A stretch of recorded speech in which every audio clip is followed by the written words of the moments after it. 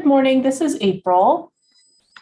The caller with phone number ending in 989, if this is a director, could you please go ahead and raise your hand?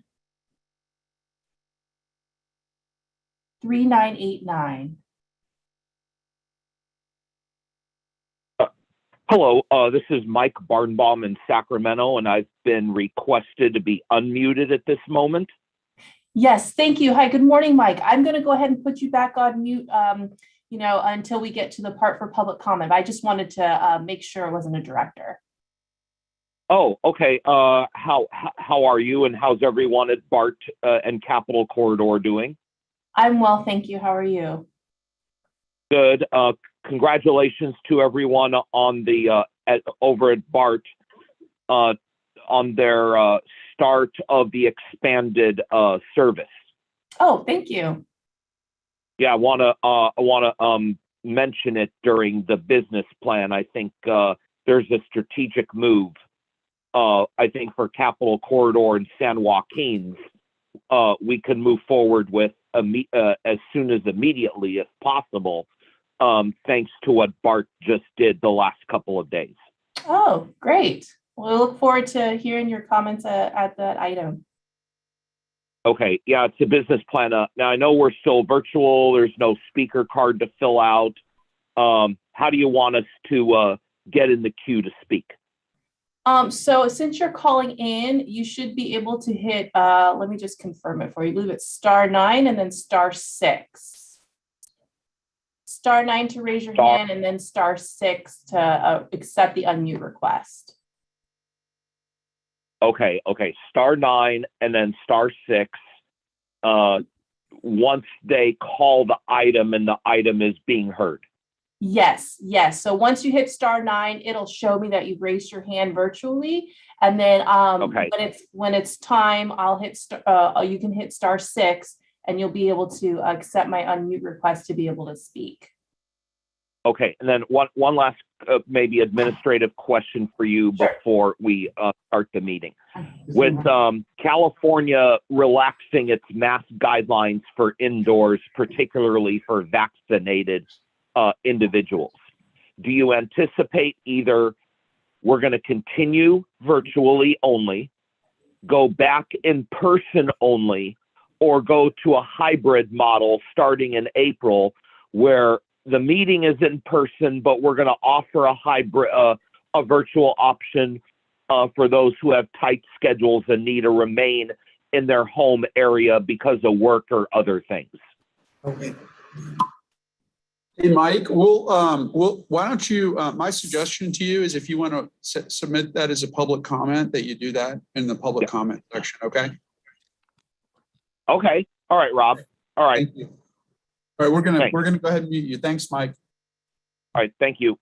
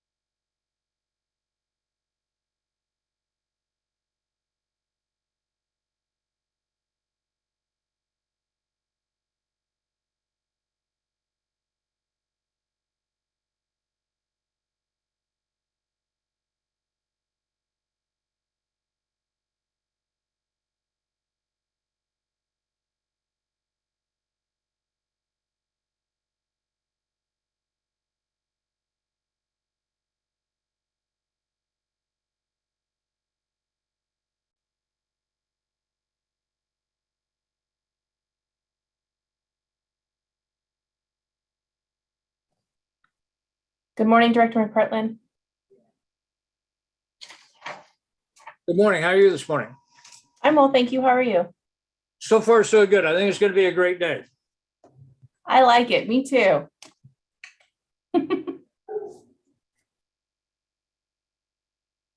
So does this mean that the three most important people are already here?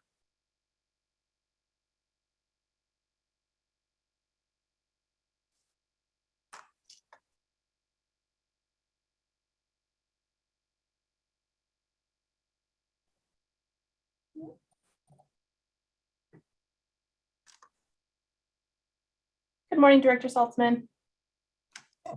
Good morning.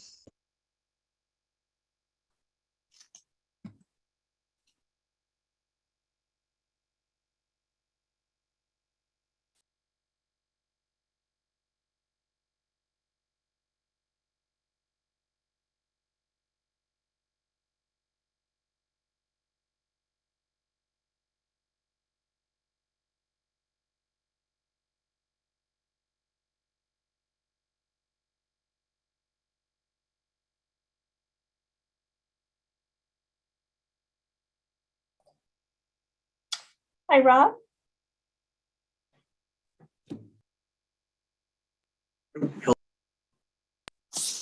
Hello. Thinking like a cold.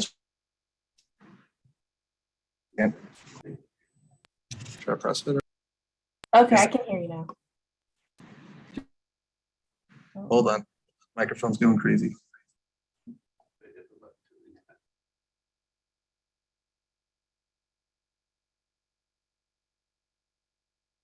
Wait, there you go. Okay. Sorry, we're going to be challenged a little bit on the audio this morning. Yes. I can hear you now. Hi. If your staff is ready, did you want to run a quick test of your slides? You should have the ability to put them up.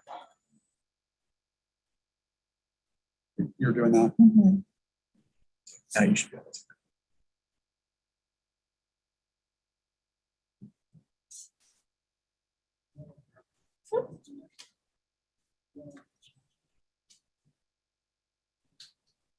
Does that look okay? Yes, looks good. Thank you. Okay, great.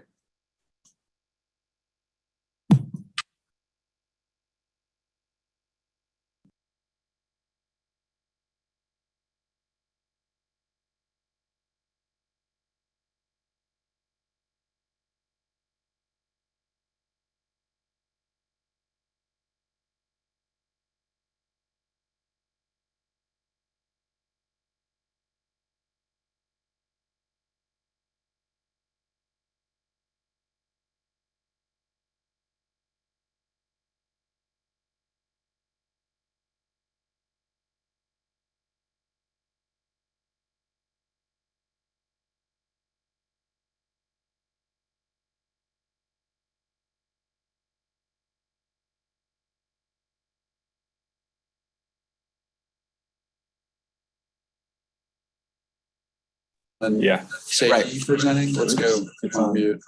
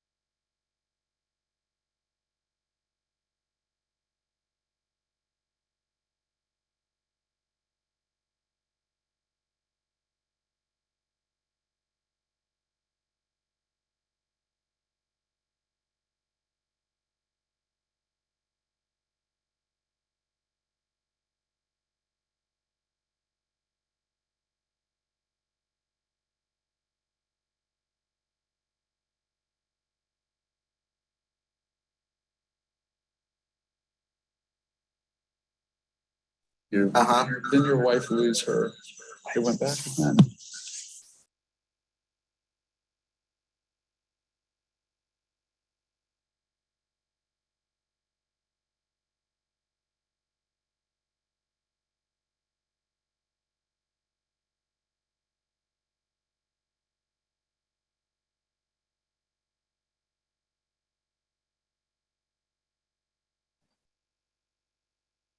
Good morning, Chair Saylor.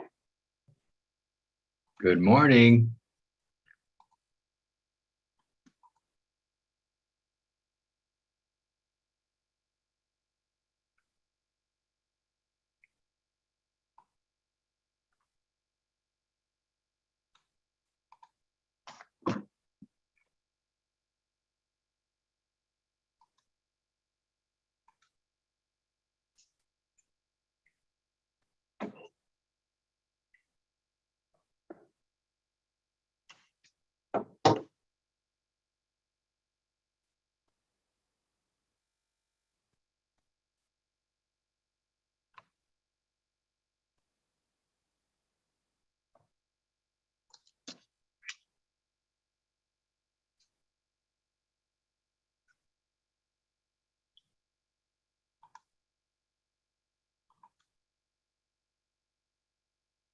Director McPartland, you're the first board member I see.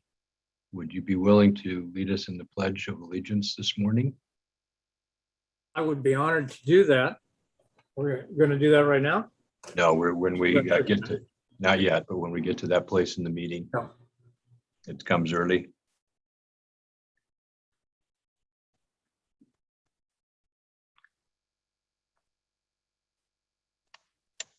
Just as an FYI, since I'm a retired soldier, I'll be leading the pledge with a hand salute rather than hand over the heart. Oh, thank you for letting us know. That's good. Where did you serve? After 36 years, you name it. Okay, very good.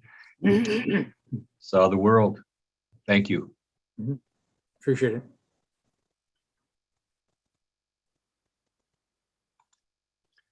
How are we doing on quorum, Mr. Paget?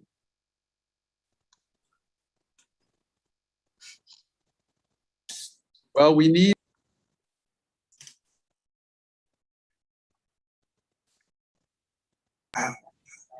Not quite yet there yet.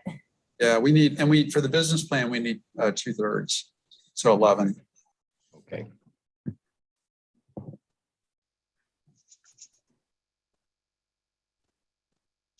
You know, it's long enough between our meetings that it's kind of like a reunion every time we come back to have a meeting. Oh, it's great to see you people. Good morning. I'm just checking my audio. Is it okay? Yes. Okay, great. How's like deal? Just kidding. Should be fine.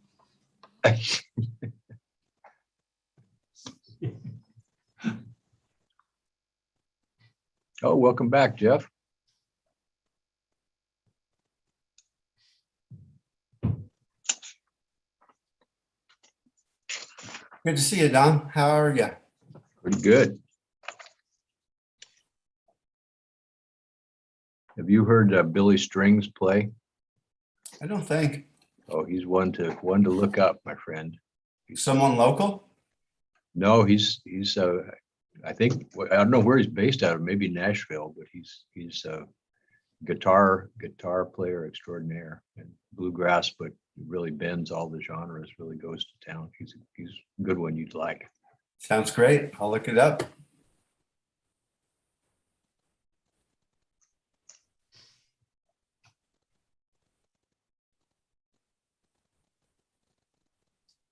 Let's see.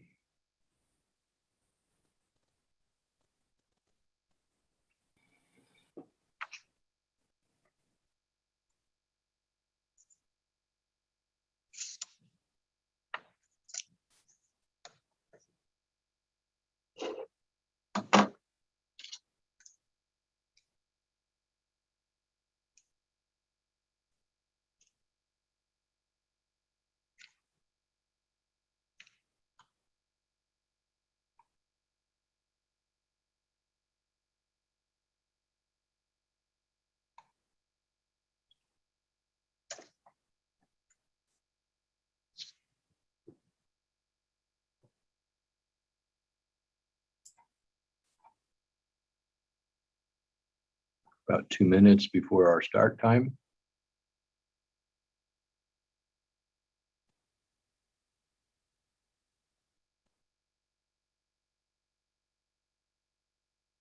Had a good visit at the Davis Station on Monday with Congressman Thompson. And I guess I had a good visit a couple weeks ago with Congresswoman Matsui in the Sacramento station. Rob will give us an update, but it was our team. Yeah, did very well. It's been nice having the attention. So that's our third congressional visit in the last 18 months. So it's great to see the interest up and down the corridor. Right. I'm sorry, I'd say our visit with the Congresswoman was a very, very good one. She learned a lot about SVS, and I would say we got her attention with not only the design of the station, but other issues as well. So it seemed to me very positive. Good news. Very good. Yeah, I'm not sure who my congressman is anymore. It was Congressman McClintock who claimed that the CCJPA was the least inefficient public transit in the United States. That was the best he could do.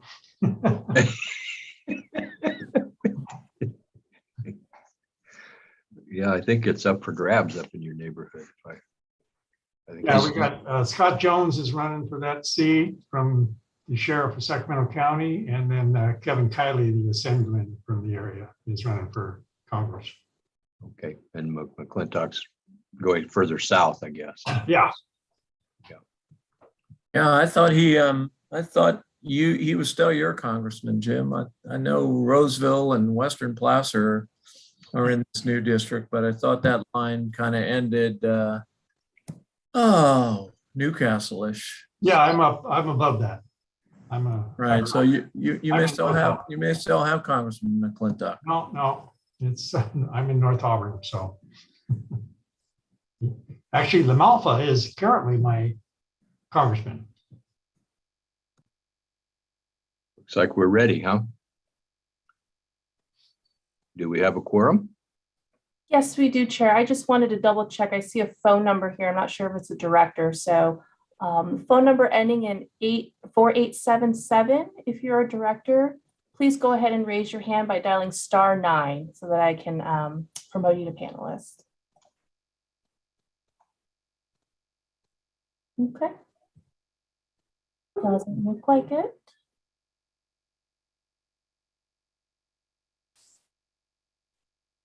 Okay, ready to go?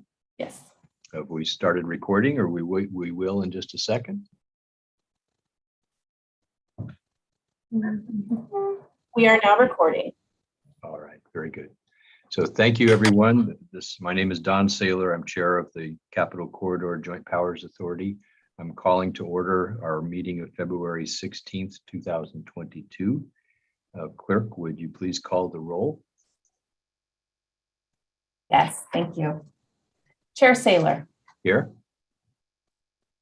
Vice Chair Peralez. Here. Director Allen. Here. Director Dufty. Director Frericks. Director Holmes. Here. Director Howdeshell. Here. Director Howell. Director Lee. Here. Director McPartland. Here. Director Miller. Here. Director Price. Director Rayburn. Here. Director Saltzman. Here. Director Spearing. Present. And Director Ames. Director Harris. Here. Director Kennedy. Director Amara. Director Partita. Director Rowlett.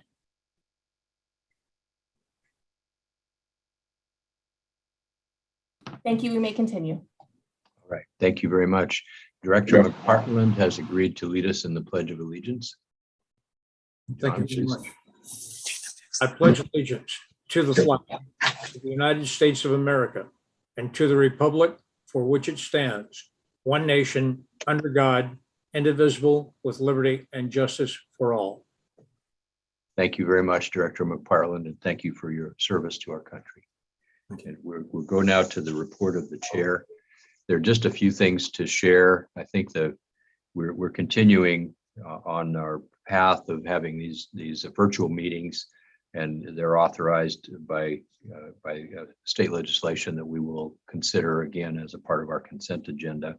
Public participants, you will have an opportunity to speak to us on matters not on our agenda toward the end of our meeting. And when we take up an item, you'll have an opportunity to speak on that item as well. Your microphones are muted until you request to speak. And if you wish to speak on a telephone, you'll need to dial *9 to request that. Board members, in order to reduce confusion, as we have done in the past, please raise your hand in the Zoom function, or if that doesn't work, let us get my attention some other way, and we'll be watching for your hands, and then we'll call on you to speak, and we'll if we're going to go through all of our comments, questions, and then public comment, and then board discussion and comments. Director Perales, Vice Chair Perales, and I will speak last. Today, we have some change in our membership of the board since our last meeting. I want to thank Lisa Gilmore and Sandy Amara for their service to this board. Lisa represented the Santa Clara Valley Transportation Authority, VTA, and Sandy was an alternate for Placer County TPA, and both of them are no longer have this as a part of their portfolio. And there have been some other changes. Director Carrie Howell, who represented SAC-RT, is moving to be the alternate, and Director Jeff Harris is coming back to us as our regularly appointed director. And we also want to welcome Alice Dowden Cavillo, who is appointed as an alternate for PCTPA. So that's the report of the chair. And now we're to our consent calendar, which is item 4. Is there anything to remove from the consent calendar? First, we'll go to Mr. Paget. Anything to remove?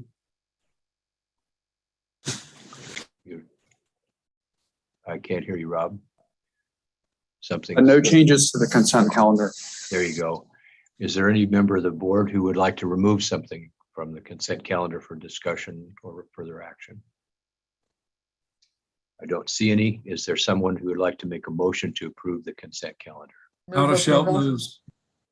Okay, so we have a motion by Director Saltzman and a second by Director Haudashelt. Would you please call the roll? Yes. Chair Saylor, Aye. Vice Chair Perales, Yes. Director Allen, Yes. Director Frericks, Aye. Director Holmes, Aye. Director Haudashelt, Aye. Director Lee, Yes. Director McPartland, Aye. Director Miller,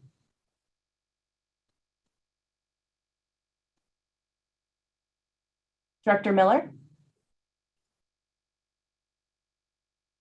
Director Price, Director Price,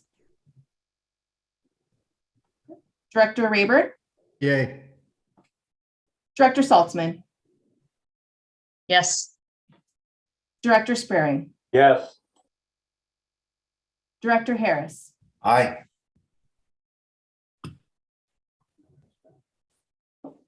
Director Miller. Aye. Thank you. Motion carries. Thank you, everybody. We're moving now to our action items under Roman numeral 5.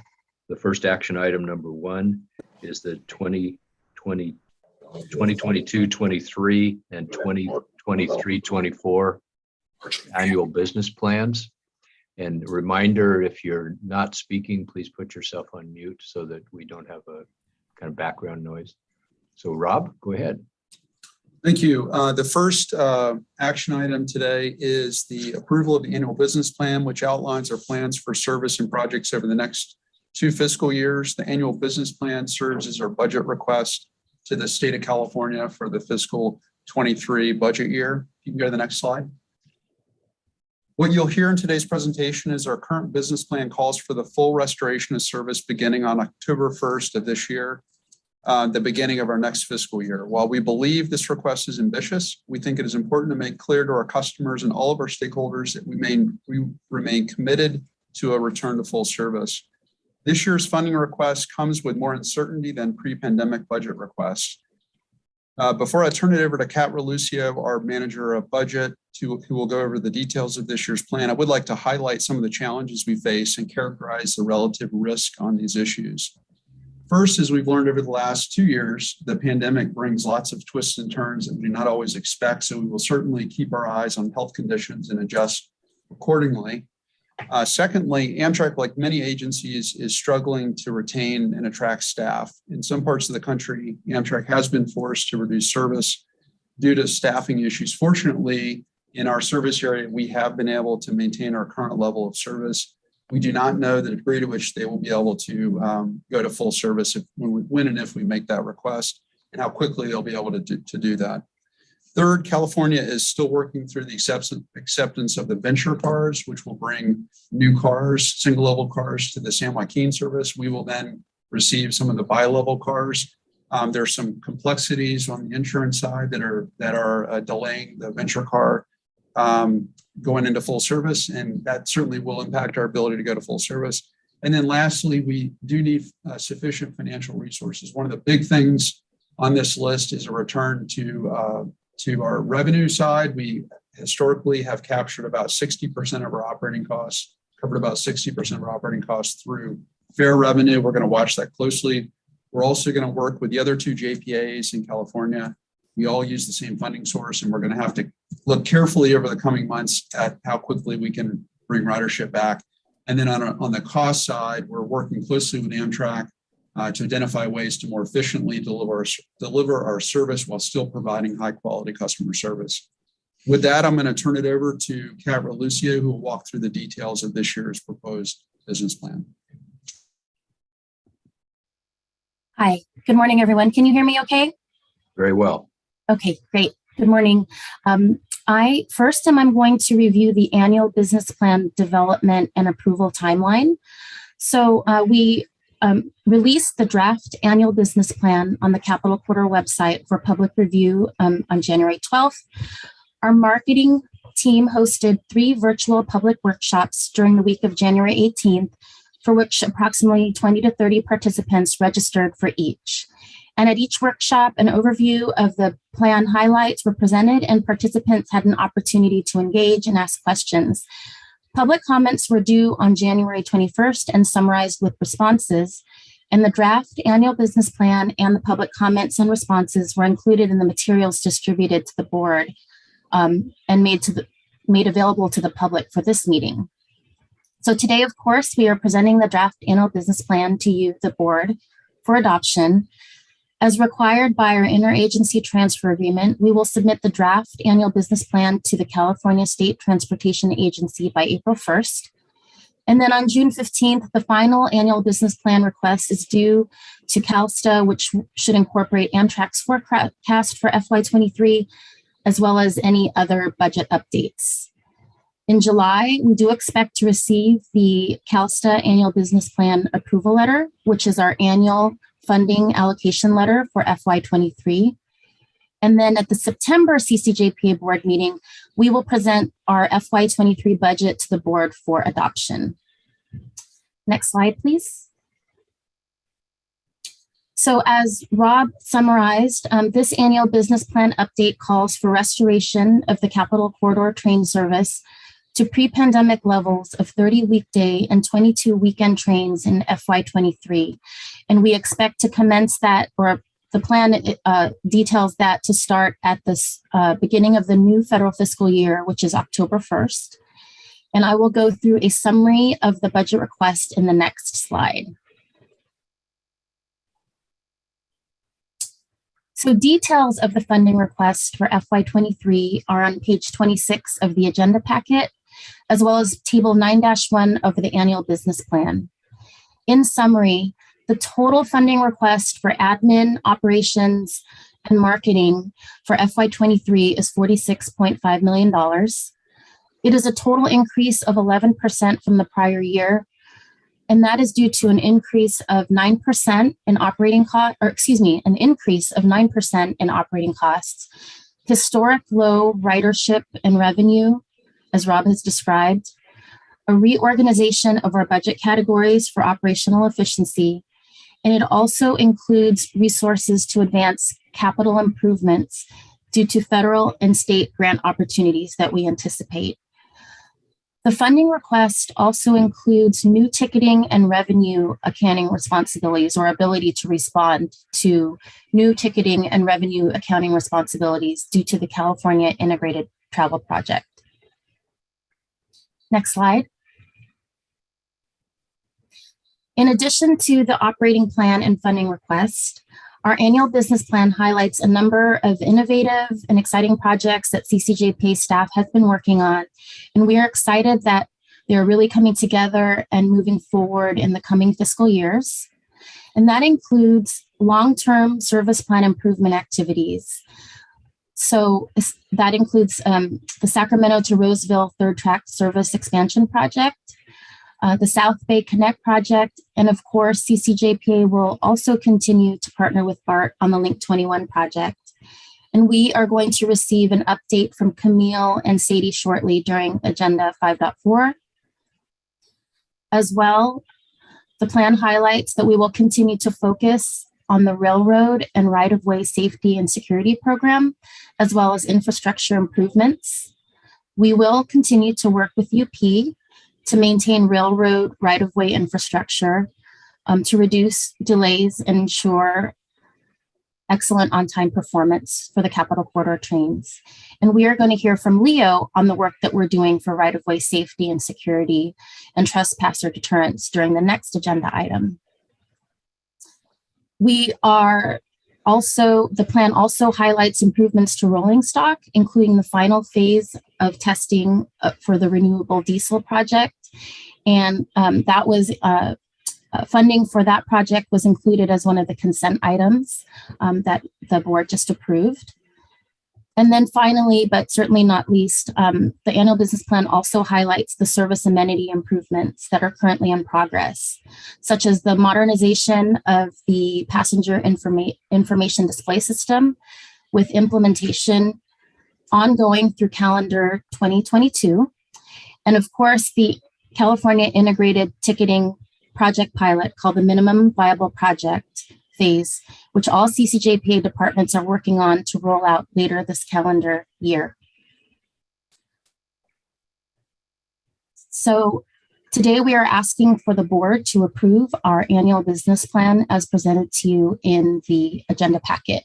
And with that, this concludes my presentation, and we're happy to address any questions that you may have. Kat, thank you very much. I appreciate this clear presentation. Now we'll go to board questions. We do have a couple of public commenters. So after board questions for clarification, we'll hear from the public commenters and then go to board discussion. Director Spearing, you have your hand up. Thank you, Mr. Chairman. Can staff talk a little bit more about the ticketing? And I know Amtrak has pulled back on some of their ticketing procedures. And how do you see this in a long run? And will the clipper cards, those types of strategies be used, Yeah, thanks for the question, Director Spearing. And we are really excited and think that's going to be a real significant change for our service. And I have, fortunately, Jim Allison is sitting next to me, and we'll quickly give an update on the Cal Itp project and where we see that heading over the next 12 months. We have a lot of good days ahead of us. Hey, hi, Director Spearing. This is Jim Allison, Manager of Planning for Capital Corridor. With regards to how it rolls out in the future, it will be working in tandem alongside the Amtrak ticketing system and go through various iterations, each time building on prior success. as regards the long term of the Clipper project, that is a closed loop system, and meaning that the smart cards are only usable within that smart card system. But we know that Clippers or MTC is looking at opening up to open loop systems. And in that case, that would be compatible with our with Cal Itp, which is based on an open loop system. There are more details to be worked out in terms of how Cal Itp would eventually align with smart card systems like Clipper or Connect in Sacramento. But I don't have all those details at this time, because they are being worked out. And one of the really important things in this project, we're going to start this pilot, we think maybe as early as late this year, for a limited use in our customer base, is the details of developing a list of passengers and all that. So it's really important that Amtrak work closely with us to make this happen. And we can figure out all the challenges we may have in that limited rollout, and then expand that. And, hopefully this eventually takes over all of our ticketing on our services. Mr. Chairman, I had one other question. Please. This may sound kind of crazy, but, I think the Capital Corridor has matured enough to where we need to start looking at other options other than Amtrak. And, even if we have our own agreements with the UP, Amtrak, as most of us know, has been very unstable. And I don't see that really improving over the next 10, 20 years as you listen to some of the comments that Congress is making. And I don't know if, we should do a study or have a longer conversation with BART to see if there would be a mechanism there where BART could actually become the operators of the system. But I really think that we're at the point where we have to at least explore that. I think it's short-sighted for us to just keep thinking that we're going to have Amtrak in that position that they are. And so, I would like to see the Capital Corps explore other options and other ways of providing this service and get more control of it. I really think that we're at the mercy of these cycles that Amtrak goes through. And so, Rob, maybe you can comment a little bit. And, if this is just a crazy idea, you can certainly tell me that. But I really think it's something we need to explore. Yeah, appreciate the comment. And I think, as you're aware, we have taken over some services. For example, we are now operating the Wi-Fi on our cars in Northern California, including the San Joaquin services. We will be taking on the ticketing services. And certainly we appreciate the comment and think that does make some sense to explore other ideas and places where Capital Corridor or the state of California takes on a larger role. I think this is one of the big questions with all of the funding that's coming through the infrastructure package is how do we pull in the right resources to be able to deliver these services as they expand in California and across the country. And we want to be as nimble as possible as we do that. I know you have been on the board for a very long time, and Capital Corridor has been a real leader in bringing a lot of innovation to the intercity rail business in the U.S. A lot of the stuff we've done here in California has been expanded to other parts of the country. So appreciate the comment. We will look at some of the details here. And then Bob Powers, General Manager, is here. He's going to comment as well. Commissioner Spearing, Bob Powers, BART General Manager. Interesting comment, and it's something that Rob and I will give some thought to over the coming months, and see if where the opportunities are there, Commissioner Spearing. But certainly something for us to think about in the future. Yeah, I can't think of any one thing we could do that would integrate this system into both the San Francisco and Sacramento systems. If we were really in control of that part of it. So, I really would appreciate if staff would seriously look into that and report back to the board. Thank you, Mr. Chairman, for tolerating that crazy question.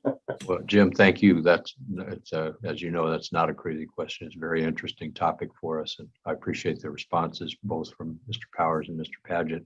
And I do also support that notion of let's dig into this topic a little bit and see where it leads us. Mr. Rayburn, you have a question.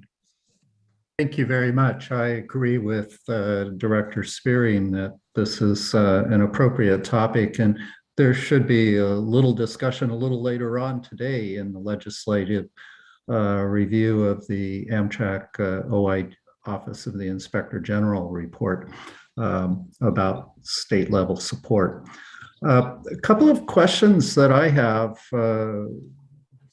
spring forward from the virtual customer comments. And thank you not only to the customers who filled out forms for us and gave us, I think, really good guidance. In many cases, we heard repeated queries, but also thank you to the staff for your very thoughtful responses to those questions. They give a lot of information. First, I noted that there were repeated comments about the lack of the Salesforce Emeryville bus service in a convenient location. And I would like to suggest that we do move forward with working with AC Transit to provide that service. And I think that Director Salzman and myself, who sit on the BART AC Transit Liaison Committee, could help reinforce our request on that matter, because Capital Corridor does directly connect with BART in two different locations. I also, I noted repeated requests for commute level service in Placer County. And it seems that it's kind of a meaningless service at the present time.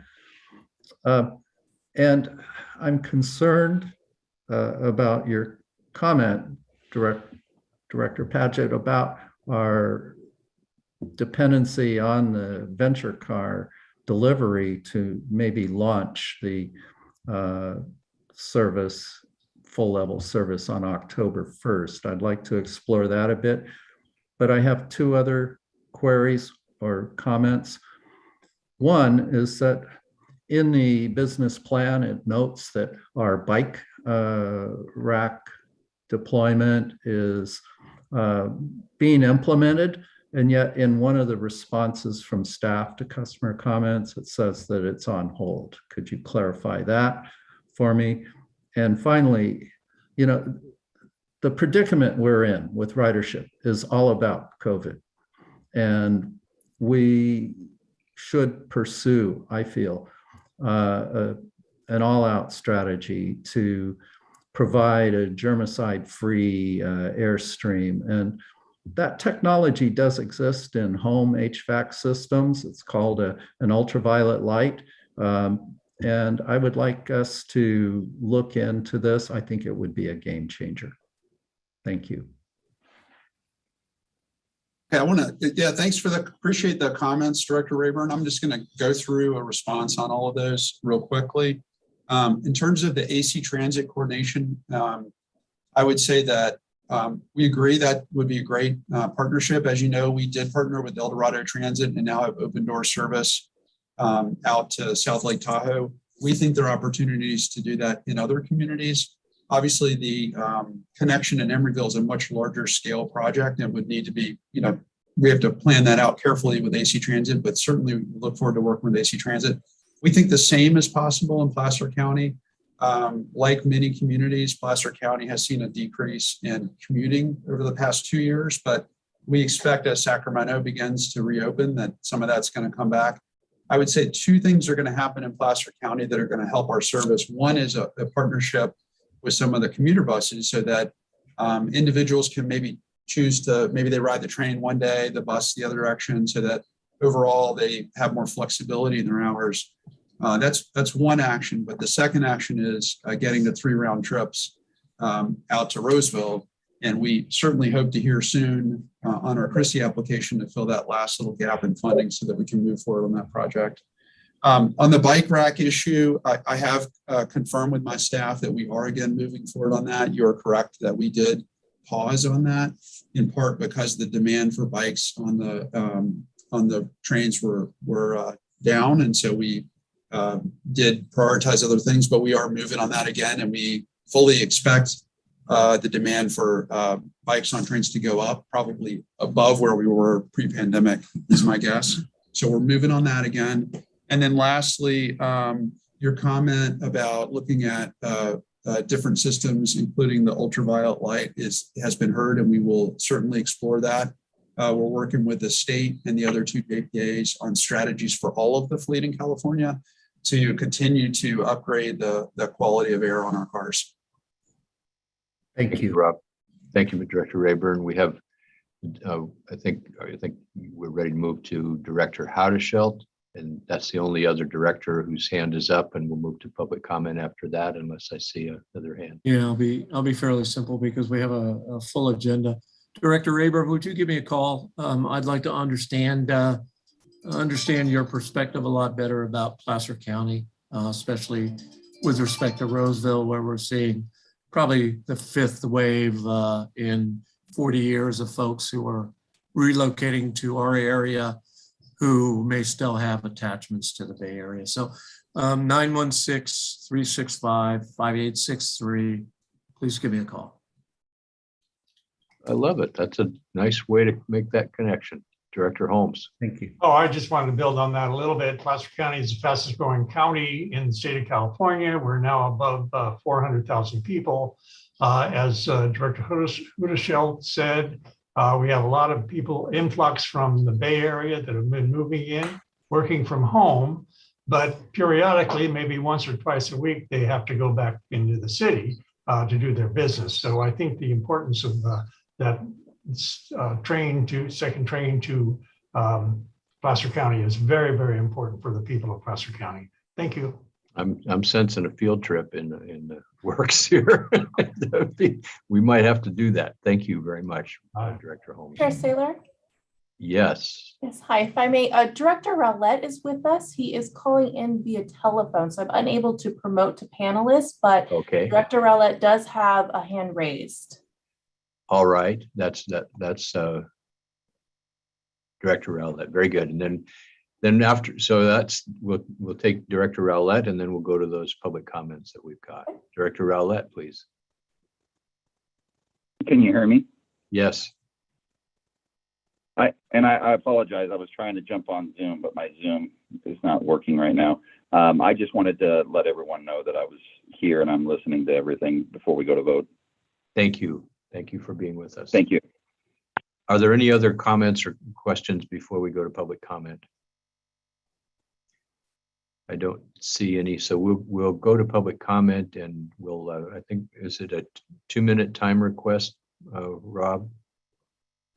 Is that what we've got set up for today? Yes, it is. So we'll hear from 2 people who have raised their hands. The first is a telephone with the last 4 digits, 3989. Would you like to share some thoughts with us on this topic? Can you unmute yourself? There you go. Good morning, Chair Saylor and members of the Capital Corridor Joint Powers Authority Board. Thank you for the opportunity to address you. My name is Mike Barnbaum, Sacramento County. And I want to thank the staff for the virtual board workshop on the business plan last month that I had an opportunity to participate in, and strongly recommended expanding the rail goods opportunities to include Capital Corridor ugly sweaters for next season. But on the service, I wanted to comment on a matter pertaining to cost containment and cost savings, and it kind of piggybacks a little bit on Director Rayburn's comment regarding AC Transit. For those that may not be aware, don't follow industry news as closely as I monitor it, the Bay Area Rapid Transit District just underwent one of its major expansions just a couple of days ago. And one of the things it will do, and I'm glad that Executive Director Powers, along with Directors Rayburn and Saltzman, are in the meeting today, it's going to expand Sunday service, which means that the Red Line will have direct service out of Richmond to San Francisco Airport, and other intermediate points 7 days a week, except on Sundays when there will be preventative maintenance projects going on in and around San Francisco, but those Sundays will be very limited. So one of the things I wanted to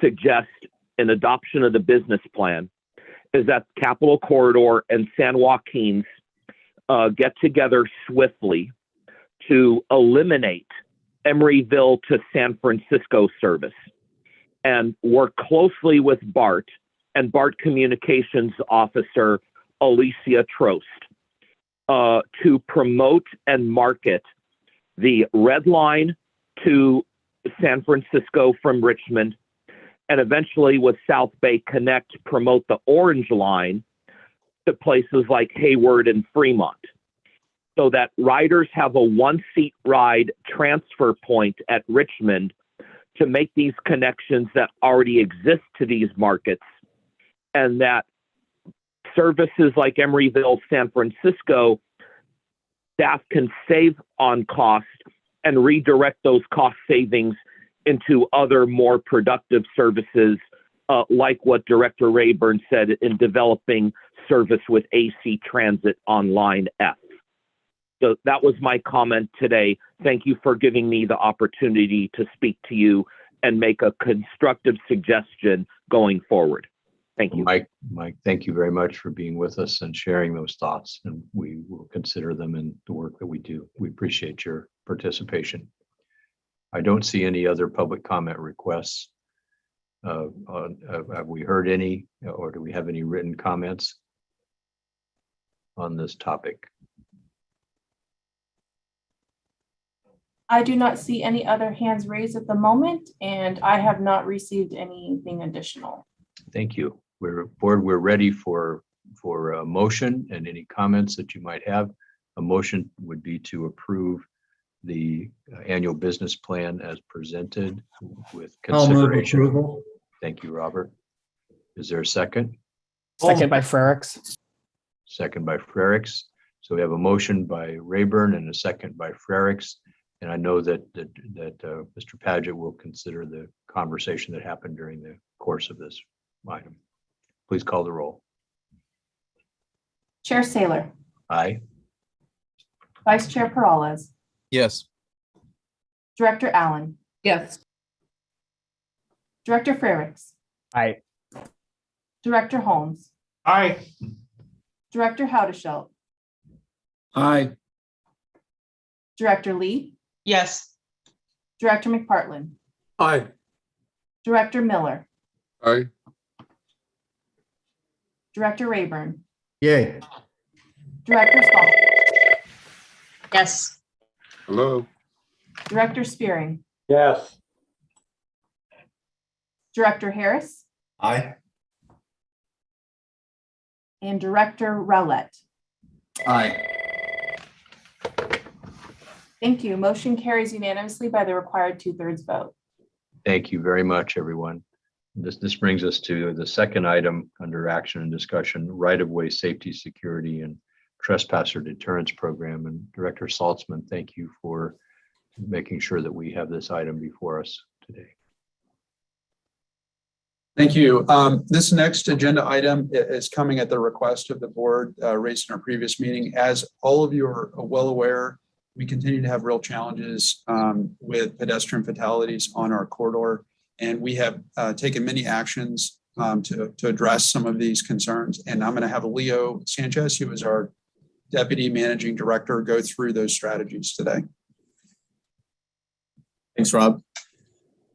Good morning, everyone. So first off, I want to say that right-of-way safety continues to be an ongoing challenge. As you can see on this map, for the last 3 years, we have been trending upwards on trespasser fatalities. On 2019, we had 11, 2020, 12, 2021, 14, and so far this year, we've had 2. Next slide. This slide is a compilation of data on all safety incidents, including trespasser, vehicle incidents, and near misses over the course of the last 3 years. So the same period as what we saw before. There are pockets of high incidence that you can see on the maps. The main areas where we see a lot of incidents, and you can see it on the bottom and a little bit on the top right, are primarily along the East Bay, and that's both Alameda and Contra Costa counties. Next slide. So this slide peels back the layer on the previous slide, and it's a focused look at vehicle incidents only. This view is focused on locations with the highest vehicle incidents. First, I'm going to highlight the hotspots that you see towards the bottom of the slide. And you can see those are along Oakland Jack London Square. I do want to share a good news, though, that the hotspot you see at the top of the slide is in the city of Berkeley. That's Camellia Street. And that's a good news story where the city's been working closely with UPRR, and that's going to eventually result in a crossing closure. We're looking forward in working with various stakeholders to share the data that we have, like the data that you see here in front of you, in light of all the funding that's going to be available to all of us with the IIJA. I will say that on January, FRA was planning to do a site visit, in part to look and participate with stakeholders like CCJPA, UPRR, Amtrak, City of Oakland, among others, to work and see what type of improvements we can make on crossings. That meeting's been rescheduled due to the Omicron surge that happened at the start of the year. For now, that's now going to be taking place in March, and CCJPA staff is planning to take part of that meeting. So we'll be able to have more information on what came of that. Next slide. So I've shared a lot on some of the data and some of the incidents that have been taking place along our corridor. Now I'm going to pivot at what we're doing to improve safety and security along the right-of-way. First off, CCJPA is going to continue to work closely with Operation Lifesaver, as well as our right-of-way program that has been ongoing for a few years and primarily is focused on the cleanup and fencing along our right-of-way. As far as new programs we will be working on, I'm happy to announce that we did fully execute the contract with UPRR to dedicate 2 special agents along our corridor. UPRR now has jobs posted and is looking to bring them on in the next few months. And then lastly, as I mentioned on the slide before, we are looking to share the safety data that we have available to us, to our stakeholders, along our right of way, and work closely to them to bring awareness of the issues that we're facing on our route. We're hopeful that we'll be able to make some great crossing improvements that can mitigate some of the incidents. And with all the funding that IIJA, we're at a critical moment to make some improvements that can make some lasting effects on our corridor. What I'm going to do is go over a couple of slides on the next. If you go to the next slide, I'll just share some of the work that we've done in the last few weeks. So the first one is the right-of-way cleanup at the city of Sacramento. And then the next one shows us some work that we've done in the past, but we actually have something similar to this coming up on right-of-way securement. In the city of Hayward, we're going to be getting ready to put up almost 3/4 of a mile of fencing. And this is going to significantly improve the safety along the right-of-way there. It is along Tennyson High School for those of you that are familiar with the area. And as we have that work completed, we'll be happy to provide you an update on that. That's all that I have. And as Leo mentioned, there are very significant funding programs available at the federal level and also in the governor's proposed budget, far beyond what we've had for right-of-way grade crossing improvements. And what we want to do is push information out to the communities up and down the corridor so that they're aware of opportunities to address some of these issues. And there are many ongoing efforts. We have a 170-mile corridor, so lots of opportunity to take action. But it does take a lot of time and a lot of work. And so we're looking for opportunities to partner with local communities. Yes, thank you. Director Salzman, you have a question, comment? First, thank you for bringing this presentation. I've been concerned as the numbers have been rising and wanted to know more. And I think we should get continuous updates on this because obviously it's a tragic impact to life and it's also a big impact on our service. It's clear that there's some hot spots and it's great that you're going to be telling cities about potentially applying for funding, but of course, cities are looking at lots of other things to apply for funding for, and especially smaller cities, they have limited capacity and how many grants they can apply for. So is there going to be some targeted work, not just to let people know they have this opportunity to apply, but for the few cities where the most of the incidents are happening, is there going to be some targeted work to run them through, you know, a similar presentation like this to show them that this is a real problem? And that this could be a big impact if they worked with us on addressing it. Thanks, Director Saltzman. So first off, I do want to say that we are working closely with like the city of Oakland, for example. We actually have a upcoming meeting where our staff's going to be sharing some of the similar information. We'll go in more detail and really highlight some of the issues and really look at the specifics behind the incidents and what we see. And then our intent is also to then go with FRA into the meeting, well informed, and share some of the data that we see and see what type of action items we can be able to implement, both near term, mid, and then long term. That's great. I think it's good that you're doing that. Sounds like at the staff level.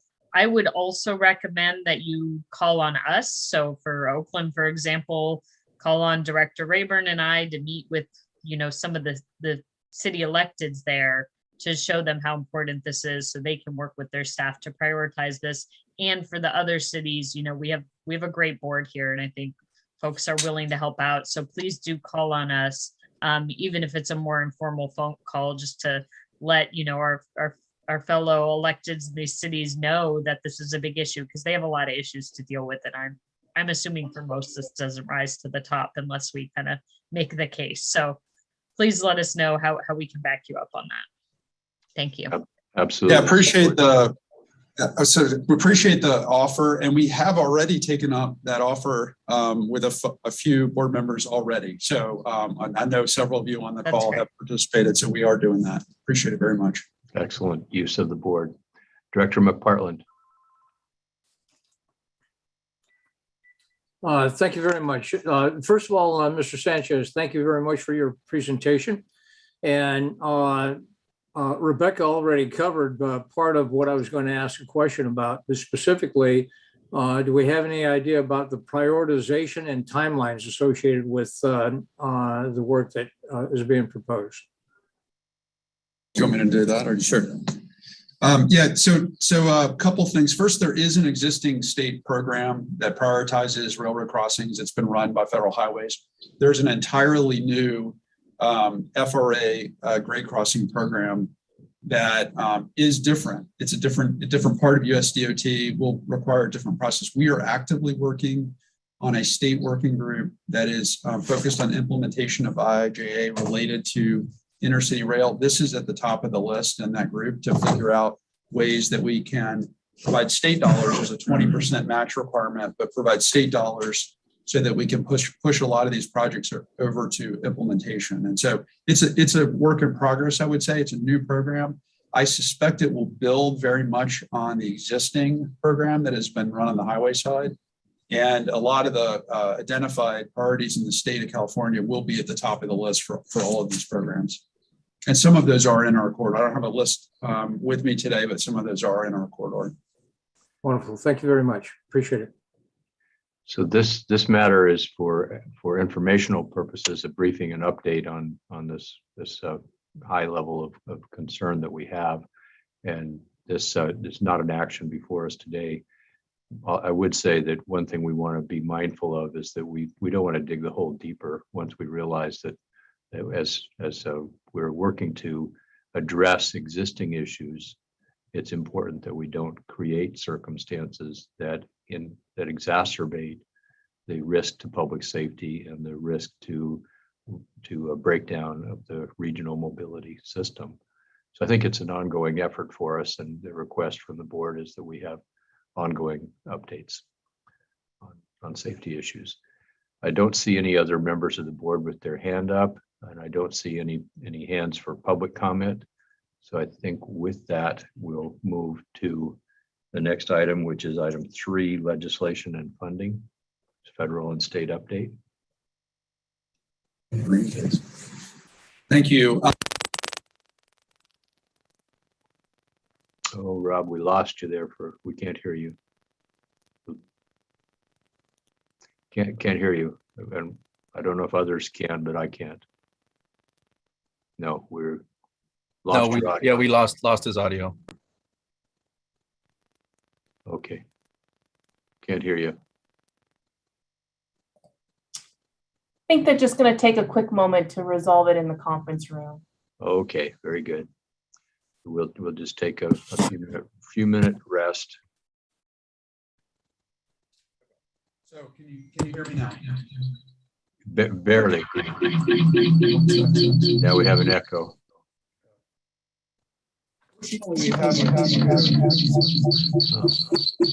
Rob needs to put himself on mute and leave the conference room unmuted. That's his, yeah, I think that will work.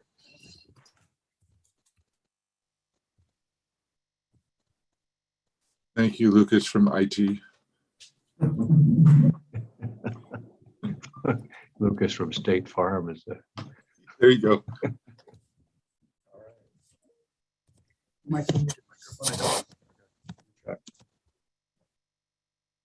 Can you hear me now?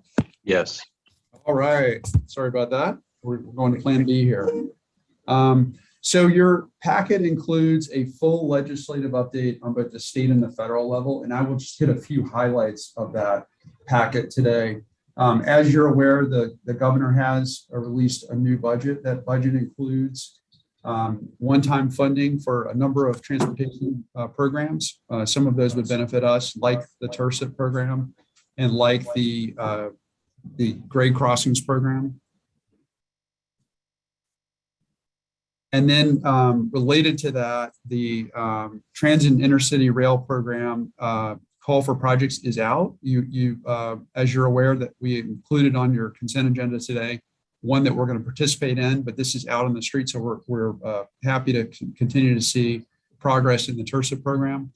And then on the federal side, first I'll mention that we're still under a continuing resolution for FY22 for the federal budget.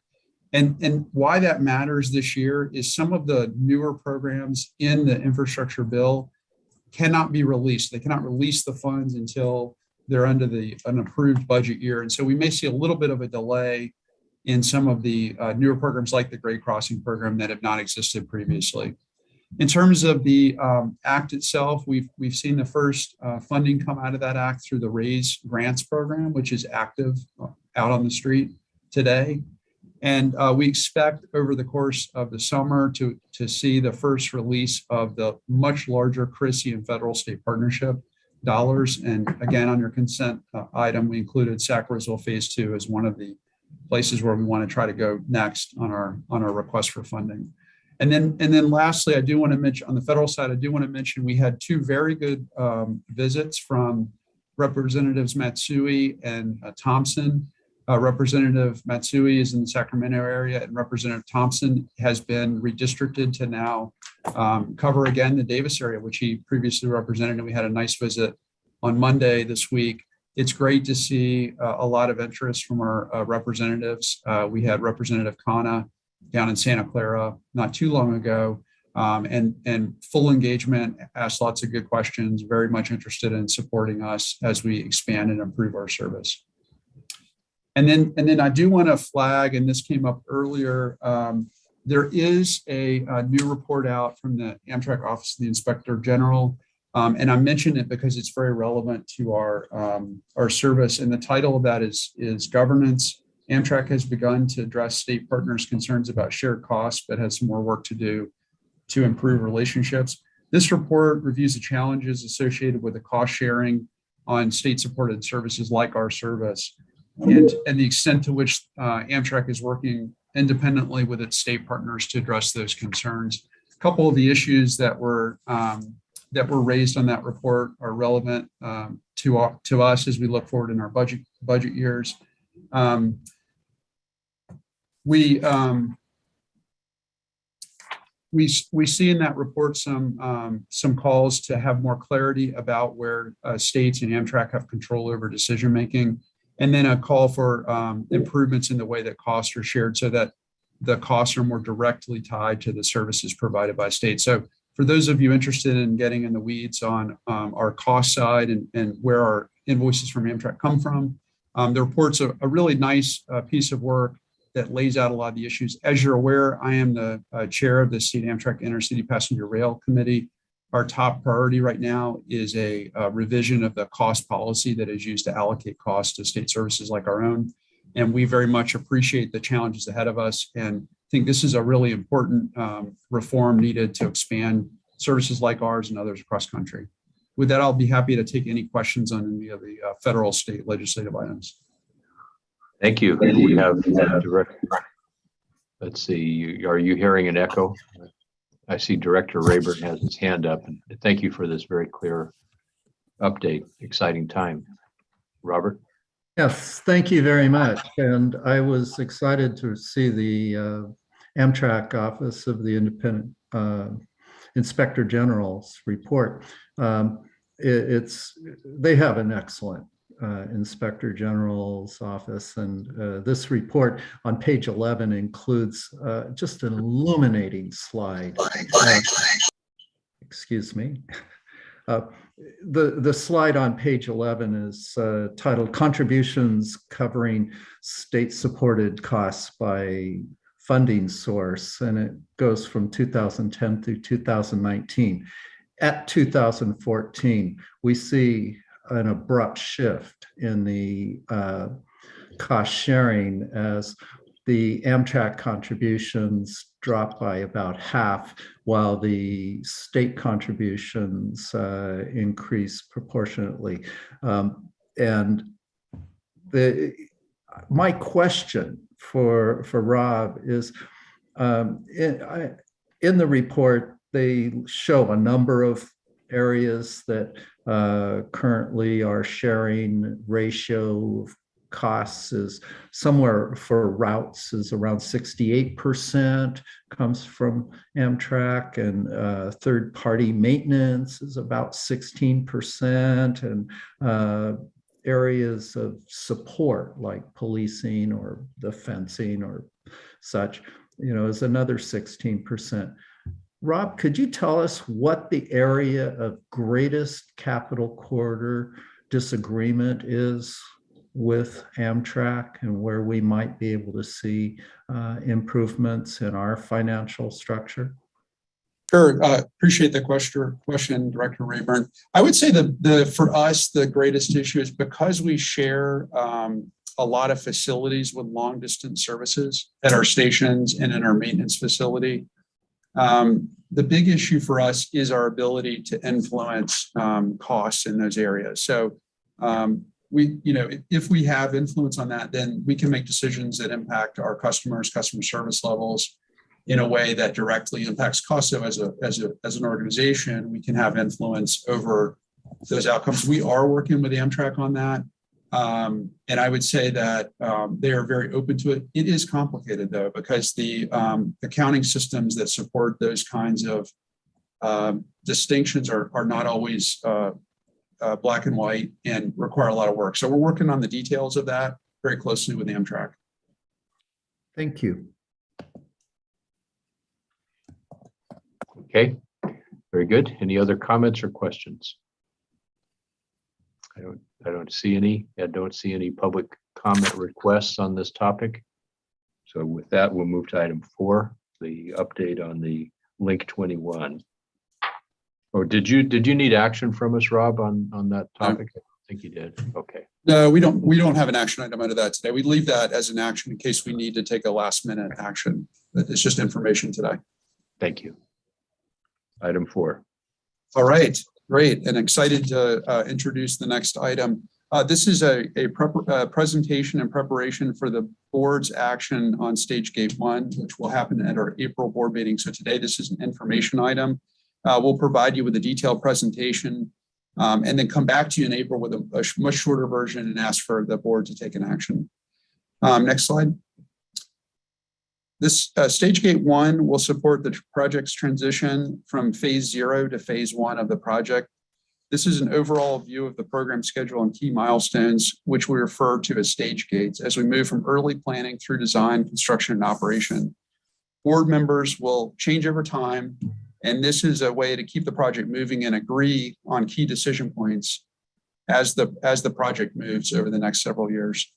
Phase 0 has been focused on laying the foundation for the program. We are at stage gate 1, which marks the transition to phase 1 of the project, where we will identify specific program elements and projects.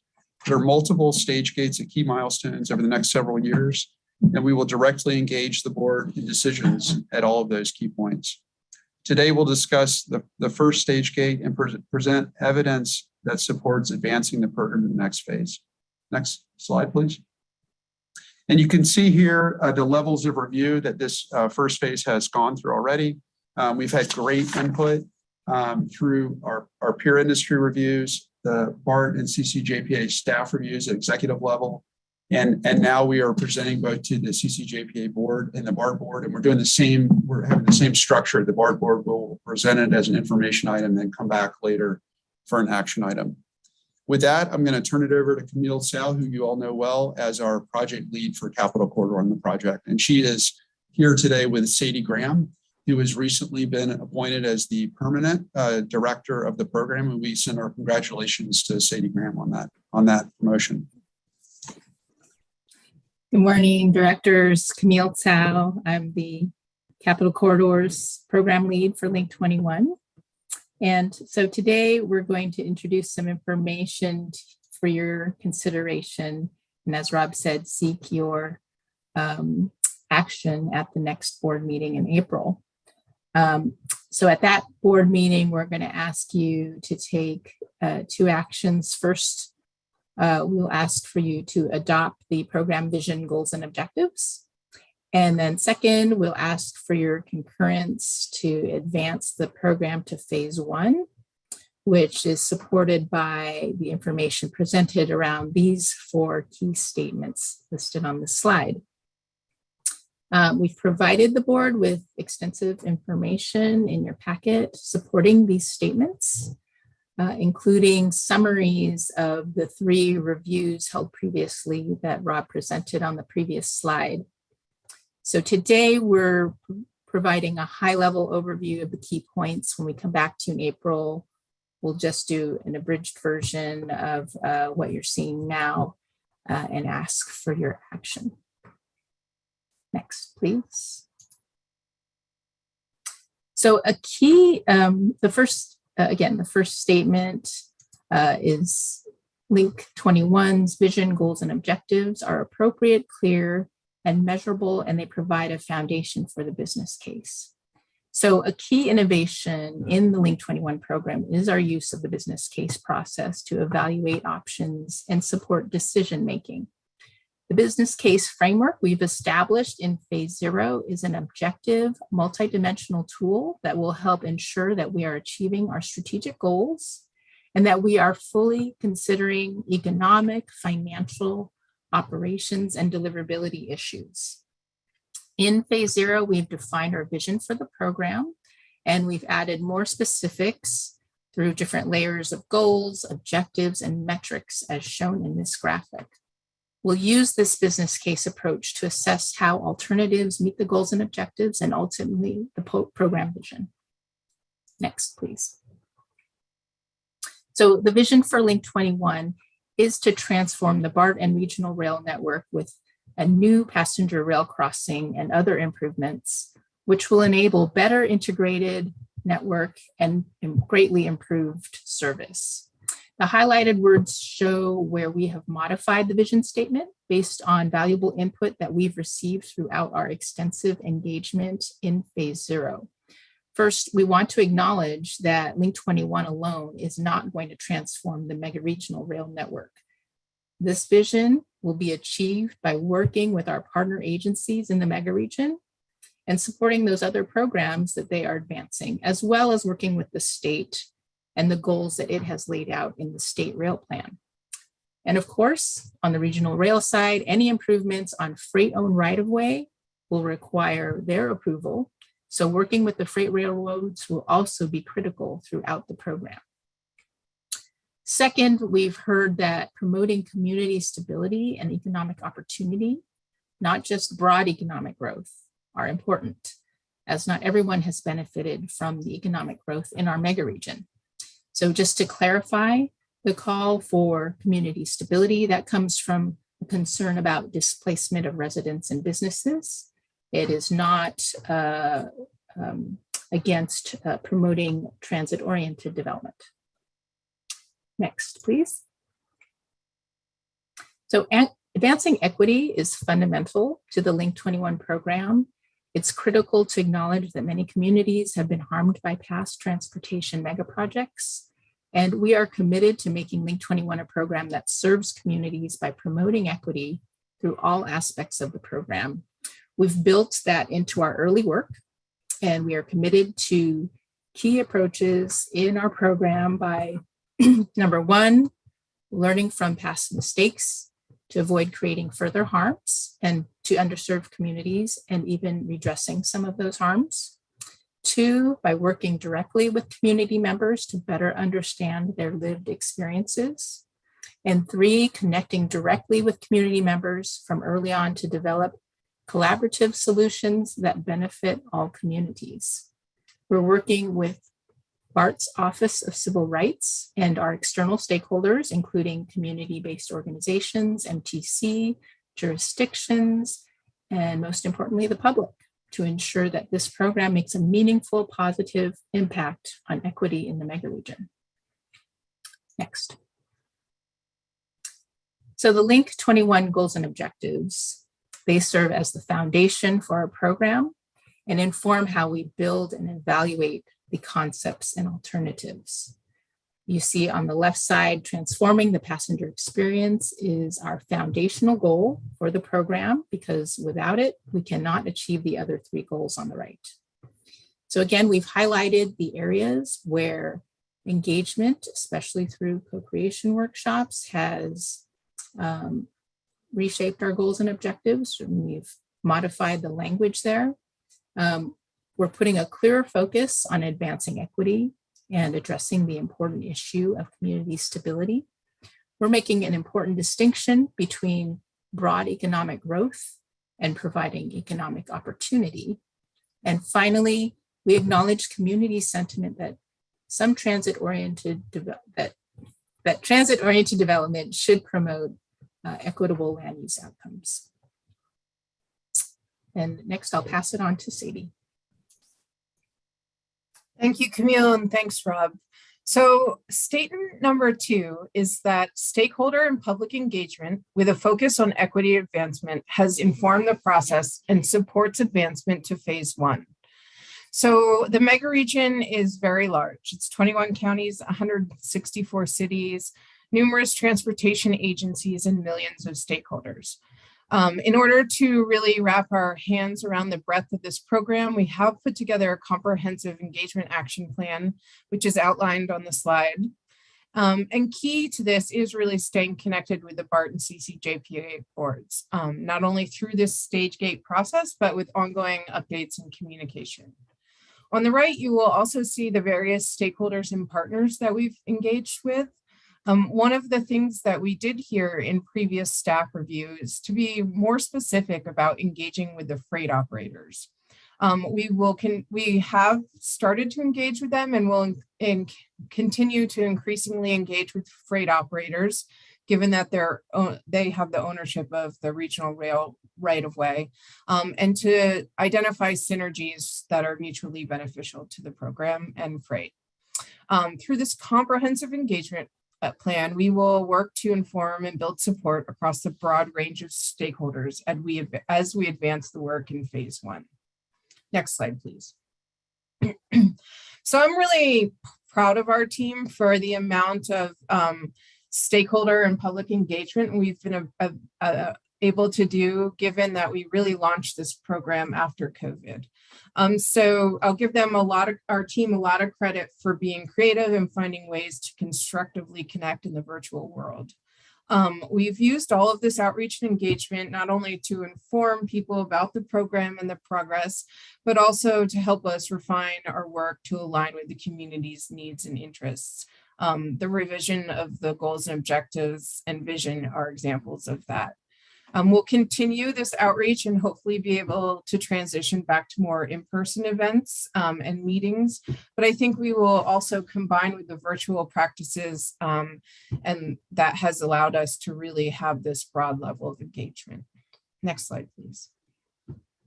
And one engagement activity we are particularly proud of is engagement with our priority populations. And these are communities who typically have been left out and left behind in major project development. And so we have partnered with over 30 community-based organizations to connect directly with almost 700 people from diverse communities and backgrounds through 2 rounds of what we're calling co-creation. In the first round, they provided a lot of valuable feedback on the vision, goals, and objectives, and Camille spoke about how that has informed the project. And in the second round, they've helped us to revise our definition of what these priority populations are. And that's really important because it will help us using the business case analysis. And when we take the goals down to the actual metrics, it will allow us to really evaluate how the benefits and burdens of each concepts have on these priority populations. So as we move through phase 1, we will continue the co-creation work and look to engage more with more participants. Now I'll hand it back to Camille. So the third statement is a foundation of analytical work has been completed to develop and evaluate concepts in phase 1. So phase 1 will move quickly into significant technical work as we identify the specific concepts and alternatives that will lead to the project or projects that we take into environmental clearance and ultimately into design, construction, and operation. We've put this framework into place with 4 key elements, and this is how we explain to our stakeholders how program concepts will be developed. The first emphasis is to understand the location and nature of the markets that Link 21 can best serve to form the basis of our service plan. Once we have a service plan, we can identify the appropriate train technology and the infrastructure needed to support it. And this approach puts outcomes first. The point of our work is to provide the right service to the right markets using the technology and infrastructure that are appropriate for delivering that service. And I will add that we do coordinate with the state on a regular basis to make sure that we are consistent with what is shown in the state rail plan. Next, please. We've heard from the BART board previously that we should be very clear as to what we are advancing to phase 1 and what we're not advancing. And so in phase 0, we received a number of inquiries on various concepts. And after further investigation, we're recommending not to advance the concepts shown on this slide. The reasons are they are inconsistent with the program's vision, goals, and objectives, including our focus on equity. They're at odds with previous regional planning work and voter initiatives. They do not meet key state and regional policy goals, particularly in the area of environment and equity. And so, as Rob had described earlier, a key part of the stage gate process is to reach these decision points and lock in progress and not revisit past decisions without compelling reasons. So it's important to identify these concepts that we're not moving forward as part of this stage gate process. Next. Thank you, Camille. So statement number 4 is that the program has the people, process, funding, and tools to support progress through phase 1. A major effort in phase 0 has really been putting into place these people, processes, and tools that will support the program not just now, but through its entirety development into delivery. So we've really put into place some scalable processes and tools. With the board's support, we've built a team organized for success. We have an integrated approach with the BART and CCJPA staff and consultants that we've brought on board to advance the planning work. We've put program management processes in place to ensure responsibility and accountability and help us to guide decision-making. One example is the stage gate process itself. And these tools, like I mentioned, are scalable to grow and evolve as the program matures, from planning through design and construction. And these tools and processes, such as quality and risk management, are compliant with FTA requirements in anticipation of federal funding. Next slide, please. And of course, funding is central to being able to advance the program. I think that evidence that the stage gate process has worked, and we've learned a lot from it, is that funding is something that we added to this statement, and it wasn't something we had it in before. And some of the staff said, you really need to be talking about money, which is of course right. So we have a combination of BART measure RR funds, RM3 funds, and annual state funds through CCJPA. So we do have sufficient program development funds to advance through this phase 1 work that we're talking about. But a very important part of our ongoing work is to identify sources of additional funds.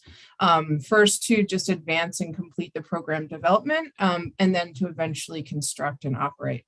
So we're really excited about the federal bipartisan infrastructure law, which provides a lot of new potential sources of funding. And this is they also recognize the unique nature of Link 21, which is a combination of regional rail and transit, which traditionally would have been funded separately by the federal government. And so this new federal investment in rail is historic, and we will be working really hard to see how we can access new funding to advance Link 21 alongside other CCJPA priorities. Now I'll turn it back to Camille. So in closing, we'll be asking for you to take action at the next board meeting on April 20th to approve the program vision, goals, and objectives, and to obtain your concurrence to advance to phase 1. We will present the same information to the BART board next week and ask them to take action at the following meeting on March 10th. We look forward to your questions and comments today and are happy to discuss the background information that we've provided. Thank you.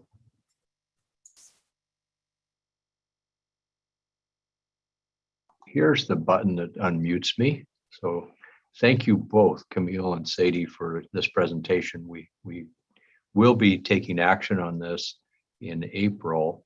And I'm assuming that if there's and I see we'll have some questions now. I'm assuming that if there are questions that board members have between now and April, that they will have access to our team to get additional information and clarity. Okay, they're nodding their heads. I see Director Saltzman and then Director Rayburn have points to make. Director Saltzman. Thank you. First, want to thank staff for all your work on this. It's great to see this moving forward in a way where we're being very thoughtful at each of the stage gates and considering what we've done so far and if we're ready to move on. I really like that we're laying out very clearly what we're not doing here, like an auto crossing. It probably seems obvious to most of us, but it's good to just put that out there, make it very clear. The one comment I had was on the vision, which I think overall is fantastic. You brought it up, but I think community stability can mean different things to different people. And I understand your meaning is about preventing displacement, which I fully support. But I think we should maybe finesse that language so that it doesn't mean multiple things to multiple people. And it's clear, because some people think community stability means no change. So it could mean no more housing. It could mean not taking away any parking. It could mean not building, a second rail crossing. So I think we just should work on that language and make it very clear what we're saying. Thank you so much. Good points. Thank you, Director Rayburn. You're muted, Robert. There we go. I also have comments regarding the vision. And I have a fairly clear idea of where we're going and what could happen with this, but I've traveled all over the world and seen many systems. And I think that for the public, Link 21 is a bit ambiguous, and particularly when we get into planning speak and all. I think we should really stimulate public thoughts, and we can do that with real world examples illustrating the desired outcomes that we seek in the project. I also would like to remind everyone, I think, that there can't be an expectation that everything that we end up delivering will be shiny and new.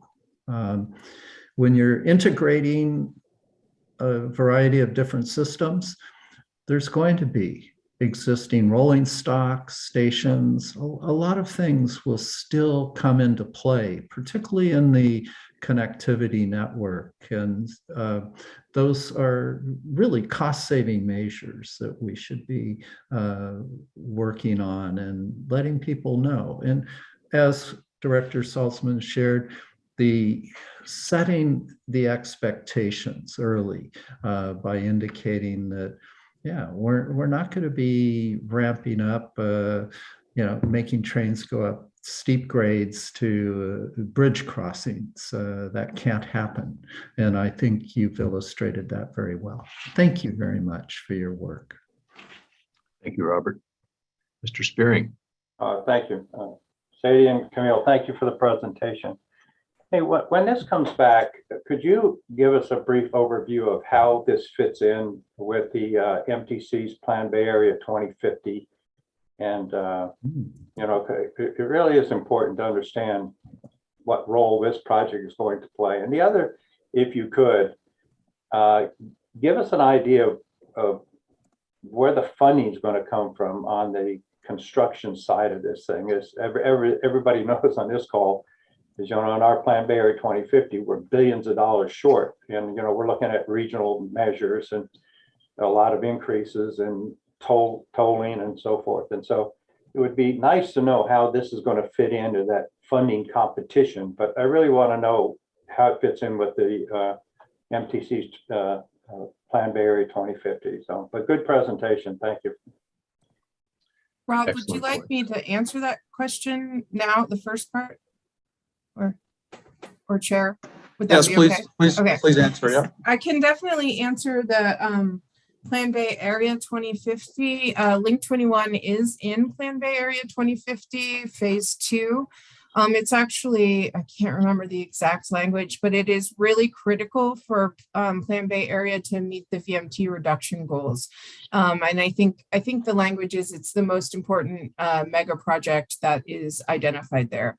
So acknowledging there's a lot of other transportation projects that are also in Plan Bay Area 2050, Link 21 is really integral for the region to achieve its goals. So, and happy. Yeah. I'm familiar with that, as part of the development of the Plan Bay Area 2050. A lot of people on this call are not. And so I just thought it would be good that staff just gives an overview of that Plan Bay Area 2050 and how Link 21 fits in.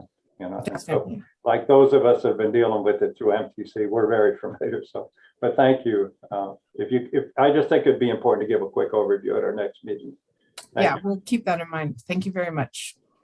Excellent points from all three of you. I don't see other members of the board with their hands raised. I know we received a written comment from Jim Wonderman with the Bay Area Council, and I think that was sent out to all members of the board. I don't know that we need to read it out loud, but let the record show that we've received that. And it was a supportive comment for proceeding through this stage gate decision, and basically I think a appropriate acknowledgement of the thoughtful process that we're undertaking here.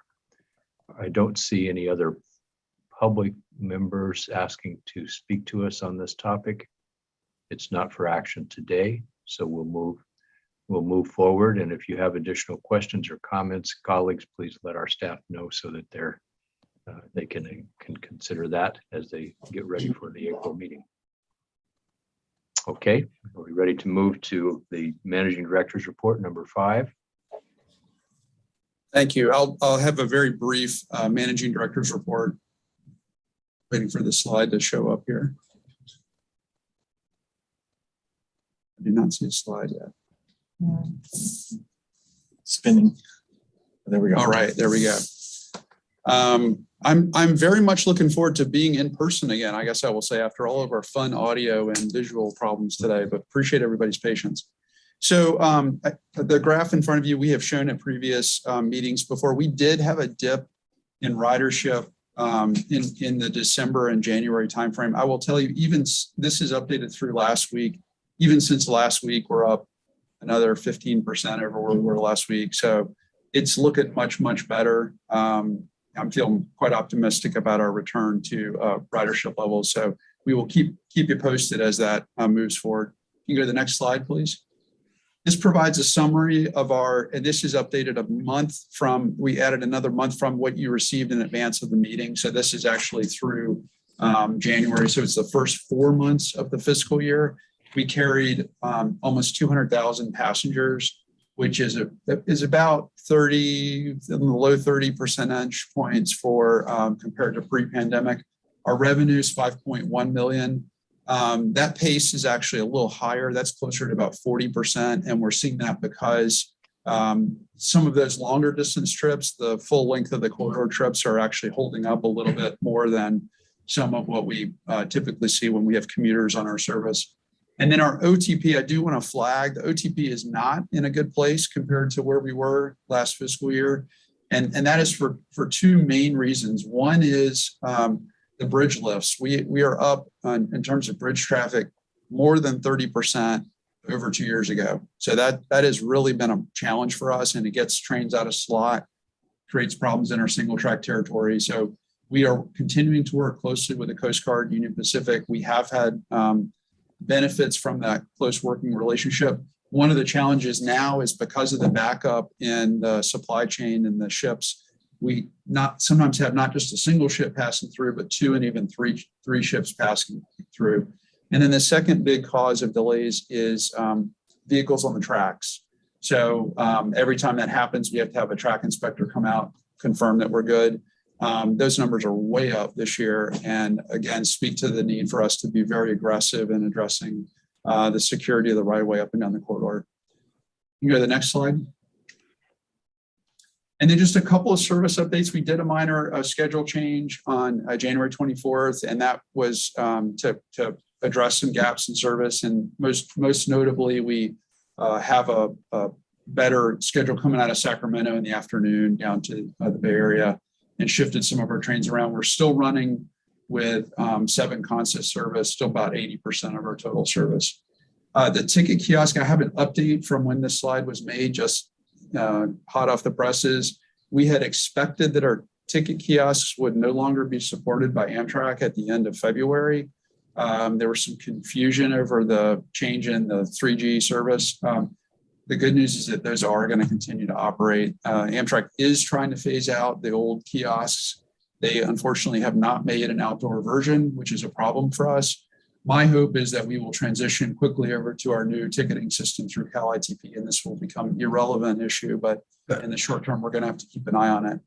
And then the point of sale system in the cafes is going to be obsolete. So that does rely on 3G technology, and that will become obsolete here in the next couple of weeks. We have a little bit of a risk here because the new system that they're installing is supposed to be done in time, but we may have a gap and we have a backup plan. So if you're on the train and you have a little bit of a delay at the cafe, just understand that that is likely the reason for that.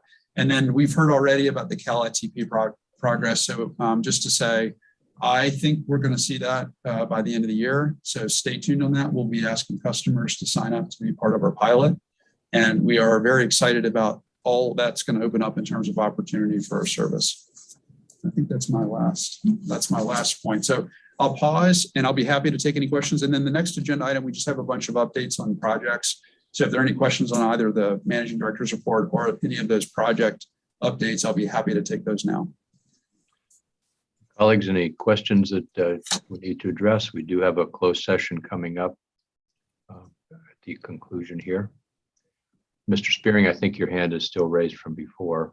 No, I do have a quick question, Mr. Chairman. Okay, very real good. fast. Hey, Rob, we had a freight train that was blocking a train station, and that Capitol Corridor went straight through, left a dozen or so people just standing there in absolute amazement. But has anybody checked on that? Is that something that we can prevent in the future? Yeah, we did check on that. I mean, that's not supposed to happen, and it's an unfortunate one-off situation. One of the things that is that was problematic there is the lack of information that was shared with passengers. We are getting very close to an upgrade of the PID system that will be run here in California. That's been executed by Capitol Corridor, and that's going to allow us to communicate a lot better with customers who are in that circumstance. But yeah, that was unfortunate. And my hope is that at stations like Sassoon and Davis, where we can sometimes have a block track, if we can perhaps rebuild those stations with center island platforms like we did in Fairfield-Vacaville, then that will not be possible to happen. So we are moving in Davis and hopefully in other places to do that as well. Good. Thank you, Jim. I don't see other board members' hands up. Okay, very good. We'll move to public comment on items 5 and 6. We do have one hand raised. And that would be, looks like that's Mr. Barnbaum. So Mike, do you have a comment on items 5 and 6? Yes, I just wanted to follow up on Managing Director Padgett's comments in the Managing Director's report. First of all, on return to ridership, just kind of give you a little personal story. My riding the services that Amtrak as a whole has been pretty sporadic because of COVID. I don't even recall the last time I was on Capitol Corridor, regardless of what the purpose was. My purpose lately for Sacramento Kings away games on ridership has either been on 3 long distance services, the Southwest Chief, California Zephyr, and Coast Starlight to markets like Phoenix, Salt Lake City, and Portland, and the San Joaquins to the former Staples Center back in early December for a game. With return to ridership on the Capitol Corridor, I have purchased, even though the jury is still out as far as whether the season will even start.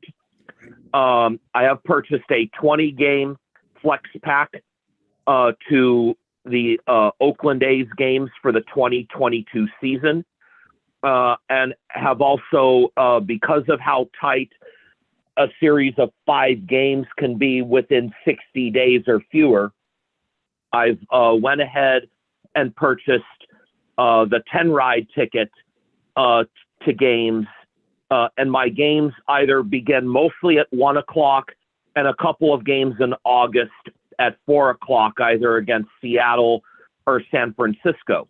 But due to the uncertainty of earlier items about return to full schedule and new train slots going in, I just, out of an abundance of caution, have only purchased games for 4 o'clock or 1 o'clock. So I hope to return to ridership soon. And the last point I want to make, Rob mentioned about returning to in-person. I hope that you would consider even a hybrid option where people could still attend remotely, even if meetings are in person going forward with the April meeting. Thank you very much. Thank you, Mike. And I highly recommend college and high school sports activities. They're lots closer to home usually in these times. And that brings us to the board director reports. Is there anything any of you would like to share for the good of the cause? I don't see anyone. Mr. Spearing, your hand is still up. I don't know if it means, okay, very good. And that brings us to our public comment on items not on our agenda. Is there anyone in the public who'd like to address our board on matters not on our agenda but related to our mission? I don't see any. So that brings us to adjournment to closed session. Rob, can you describe the process for moving to closed session? Yeah, each of you was sent a different link to get on closed session. We're going to take about a 5-minute break so that everyone has enough time to make sure they can get connected to that closed session. Do you anticipate there will be anything to report out after closed session? No. No, we do not anticipate there'll be anything to report out. All right, so with that being the case, we'll recess to closed session, adjourn from there, and we will meet next on April 20th at 10 a.m. Okay, see you soon.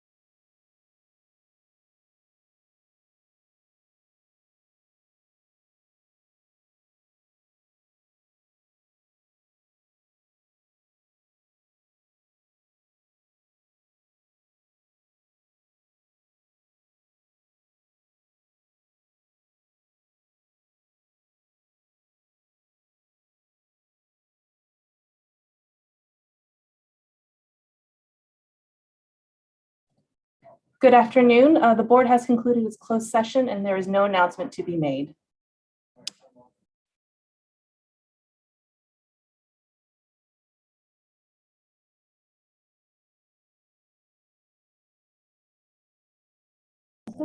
And we are now adjourned.